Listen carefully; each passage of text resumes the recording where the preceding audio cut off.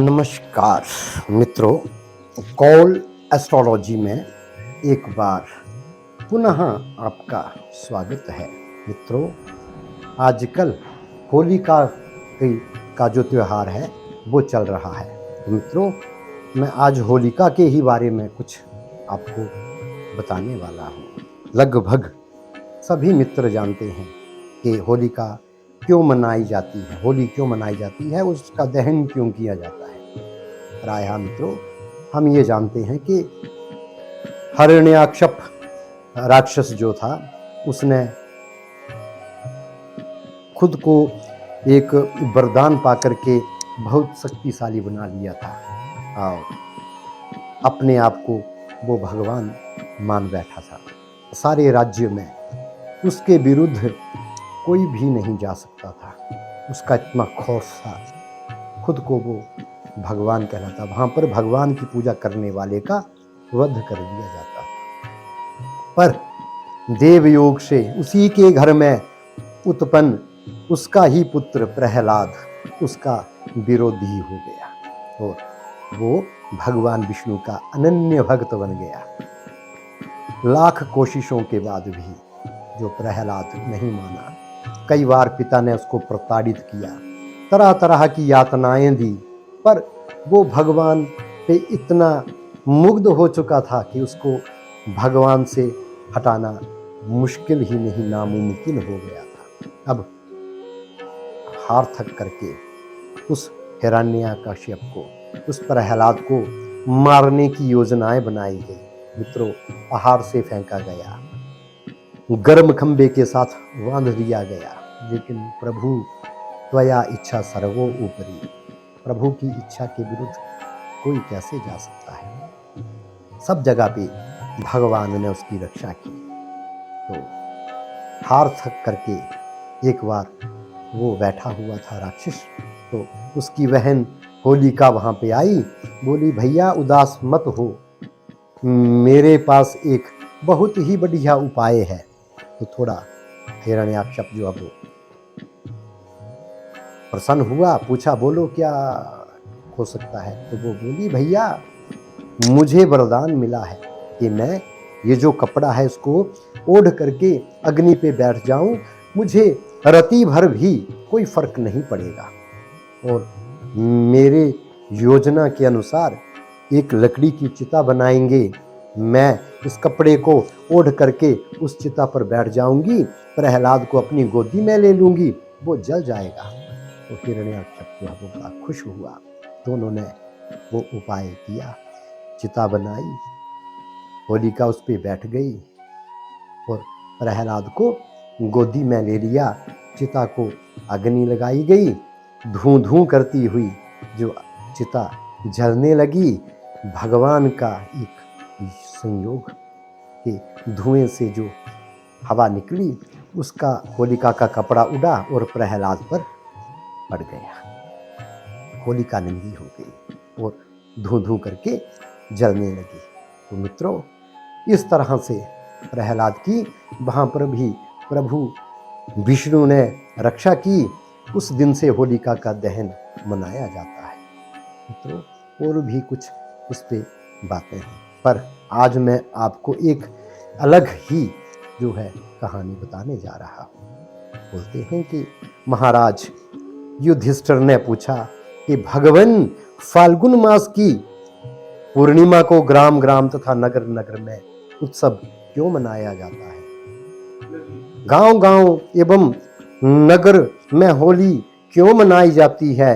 क्या कारण है कि बालक उस दिन घर घर अनाप शनाप शोर मचाते हैं? अड्डाडा किसे कहते हैं? इसे शीतोष्णा क्यों कहा जाता है?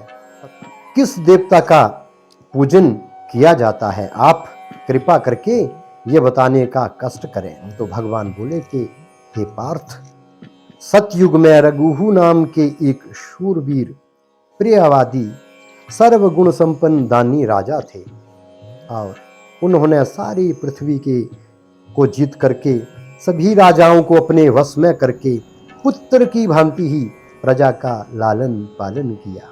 उनके राज्य में कभी दुर्भिक्ष नहीं हुआ और ना ही किसी की अकाल मृत्यु। अधर्म में किसी की रुचि नहीं थी, पर एक दिन नगर के लोग राज द्वार पर सहसा एकत्रित हो गए और त्राही त्राही पुकारने लगे। राजा ने इस तरह भयभीत लोगों से पूछा तो उन्होंने कहा कि महाराज, ढोंडा नाम की एक राक्षसी ही प्रतिदिन हमारे बालकों को कष्ट देती है, प्रताड़ना देती है।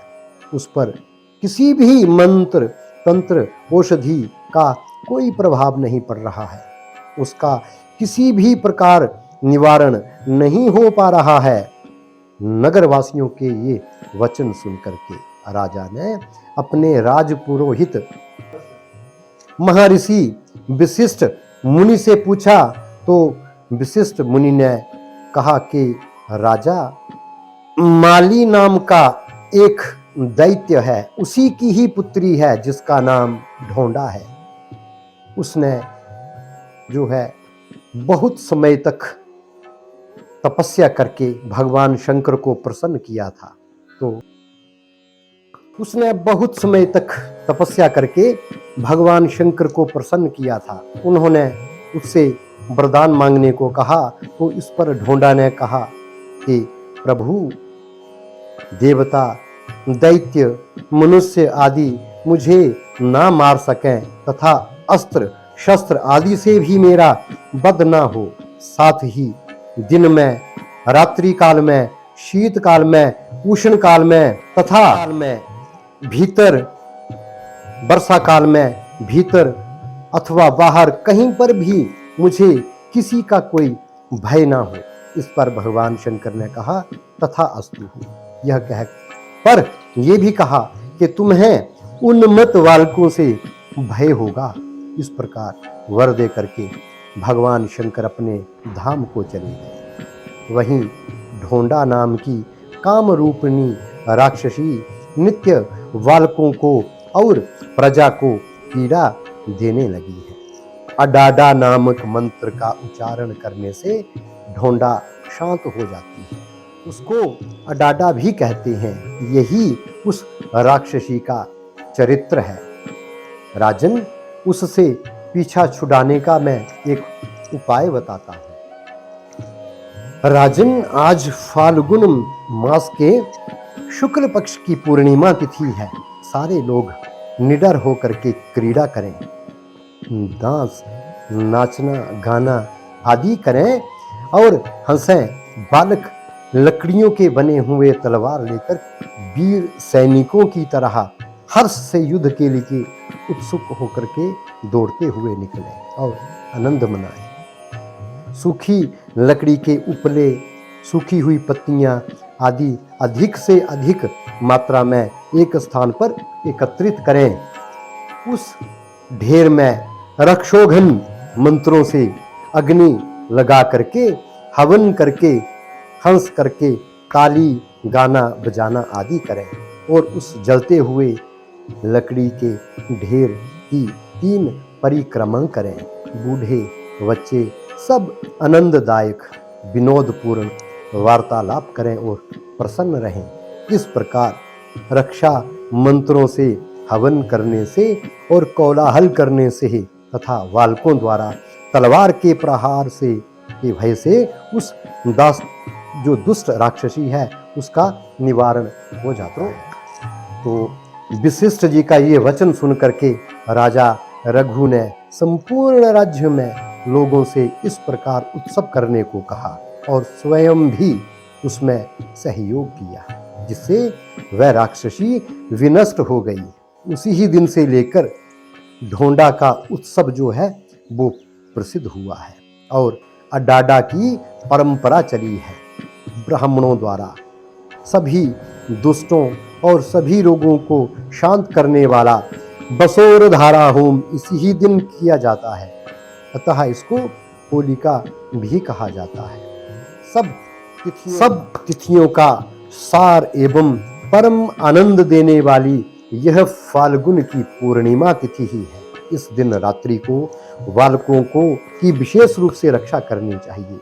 गोबर से लिपे पुते घर के आंगन में बहुत से खड़गहस्त बालक बुलाने चाहिए।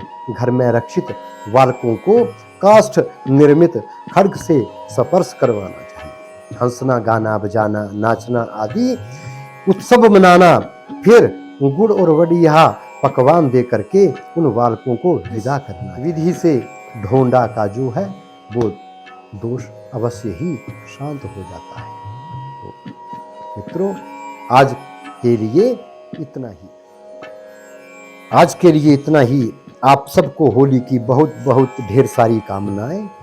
नेक्स्ट वीडियो में फिर आपके सामने हाजिर होऊंगा। तब तक के लिए नमस्कार। अगर मित्रों वीडियो पसंद आए तो शेयर, लाइक और सब्सक्राइब करना मत भूलें।